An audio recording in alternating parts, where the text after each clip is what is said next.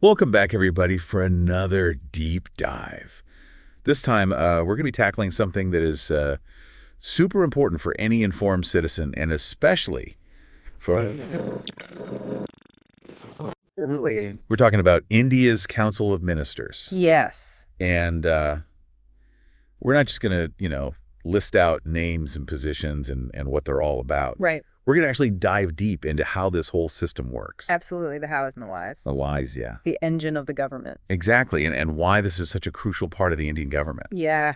So think of this as your crash course, but hopefully without the crash part. That's right. We often hear about the prime minister, but what about this whole council? Right. What's their deal? What are they all about? Yeah. Well, to understand their power, we need to go back to the source, the Indian Constitution, like the instruction manual for how this whole thing works. Okay, so the Constitution is the rule book. Yes. So where do we even begin? What are the key plays that set the stage for this Council of Ministers? Well, instead of getting bogged down and listing all these articles, let's think about the principles that they establish. Okay. For example, the idea that the president, the head of state, acts on the aid and advice of the council. Right.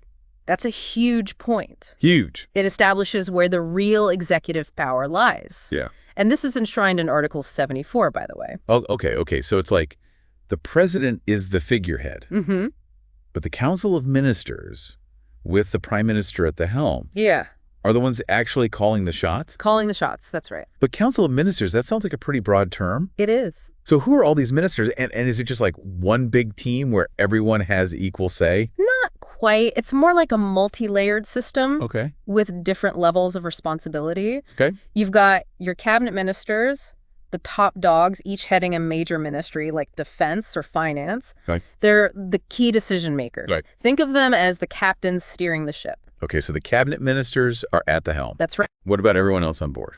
Then you have the ministers of state who assist the cabinet ministers and sometimes even have independent charge of certain departments. Sure. They're like experienced navigators, making sure that everything runs smoothly. Right.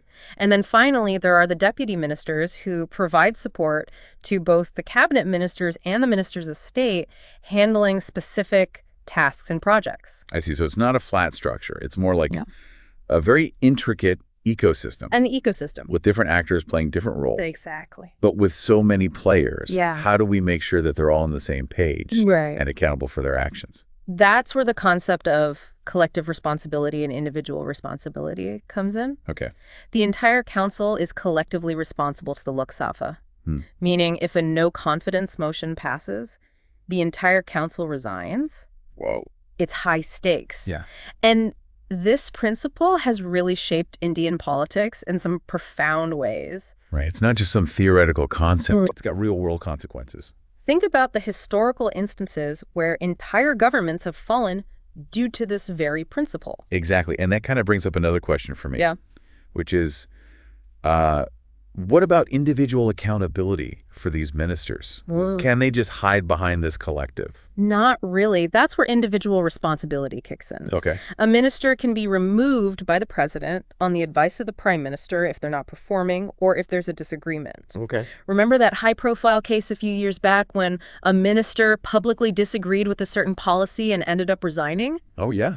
That's individual responsibility in action. Wow, what a great example. Right. So there's this constant kind of push and pull between individual actions and the collective responsibility of the council. And speaking of the council, I think a lot of people, maybe even some of our UPSC folks, get confused about the difference between the Council of Ministers and the cabinet. Yeah. Are those just two terms for the same thing? They're often used interchangeably, but there is a distinction. Okay. Think of the Council of Ministers as a large corporation with all of its employees.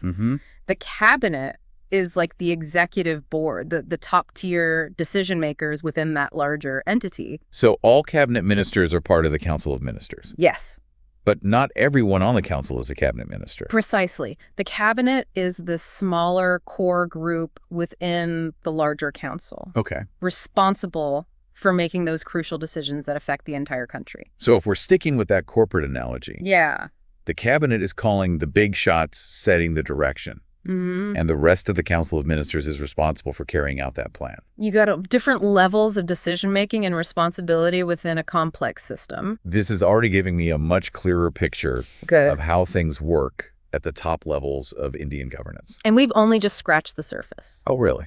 Remember that kitchen cabinet we hinted at earlier? Now that's where things get really interesting, even a bit controversial. Okay, hold on. Before we dive into this shadowy world of kitchen cabinets, maybe we should unpack that term a little bit more. Yeah. What exactly is a kitchen cabinet? Okay. And how does it fit into this whole picture? Well, imagine this. It's late at night, and the prime minister is facing a tough decision. Instead of going through the formal channels of the entire council, they call upon a trusted group of advisors, sometimes even friends or experts from outside the government. Okay. This informal group, the kitchen cabinet, helps them brainstorm, strategize, make those tough calls. So it's like a secret society of advisors whispering in the prime minister's ear. It's not quite that dramatic, but it does raise some fascinating questions about power dynamics and transparency. Okay. We'll delve deeper into the pros and cons of this kitchen cabinet when we return after a short break. Stay tuned. Stay tuned. Welcome back, everyone. Before the break, we left you with a bit of a cliffhanger. This idea of the kitchen cabinet influencing decisions at the highest levels. I'm dying to know more. Is it really as secretive and powerful as it sounds? Well, secretive might be a bit strong. I mean, the existence of kitchen cabinets is often acknowledged. Right. But the specifics of who's in it and what they discuss are usually kept under wraps. Okay. And as for powerful, well, it depends. Okay. The influence that a kitchen cabinet wields can really vary depending on the prime minister, the individuals involved, and the issue at hand. Okay, so it's not some shadowy cabal controlling everything from the shadows, but it's still a significant factor in how decisions are made. Absolutely. Well, hold on. Wouldn't this kind of informal group contradict the whole idea of the formal Council of Ministers we've been discussing? It's a bit of a paradox. Okay. On the one hand, the kitchen cabinet can be seen as a way to streamline decision-making. Right. Especially in times of crisis. You know, imagine a really complex situation is unfolding and the prime minister needs quick advice from trusted experts. Yeah. Calling a full council meeting might be too time-consuming. Right. So they turn to their kitchen cabinet. I see. For rapid feedback and brainstorming. That makes sense in a fast-paced political environment. Right. Sometimes you need to act quickly. Absolutely. But wouldn't this lack of formal structure also raise concerns about transparency and accountability? You hit the nail on the head. That's the big debate surrounding kitchen cabinets. Okay. Since they're not officially recognized bodies, their operations are often shrouded in secrecy. Right. There's no obligation to keep records or disclose the advice given. This lack of transparency can make it very difficult to assess the influence they exert and to hold them accountable. So while the kitchen cabinet might enhance efficiency, it also comes with the risk of concentrating power in the hands of a select few. Exactly. Potentially bypassing the checks and balances built into the formal system. It's a trade-off between efficiency and transparency. Right. And the balance can be tricky to maintain. Yeah. For you UPSC aspirants, this is a prime example. Absolutely. Of the kind of nuanced dilemmas that often pop up in governance. Exactly. You know, think about the arguments for and against the use of kitchen cabinets. Right. This kind of analysis is key for understanding the complexities of the Indian political system. Absolutely. This is really fascinating stuff. It is. It's like we're getting a glimpse into the inner workings of power. Yes. But before we get too lost in the kitchen cabinet rabbit hole, let's circle back to something we were discussing earlier, the distinction between the cabinet and the Council of Ministers. Right. It's important to remember that these terms are often used interchangeably. Yeah. But they do represent distinct entities. The Council of Ministers is the larger body comprising all ministers from cabinet rank to deputy ministers. Think of it as a broad spectrum of expertise and responsibility. So it's like a diverse team, each member bringing something different to the table. Exactly. The cabinet, on the other hand, is a more exclusive group. It consists of the senior-most ministers, usually those heading key ministries like defense, finance, and home affairs.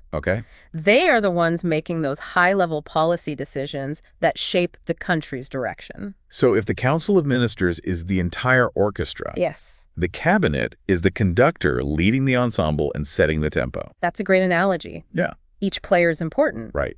But the conductor ultimately guides the performance.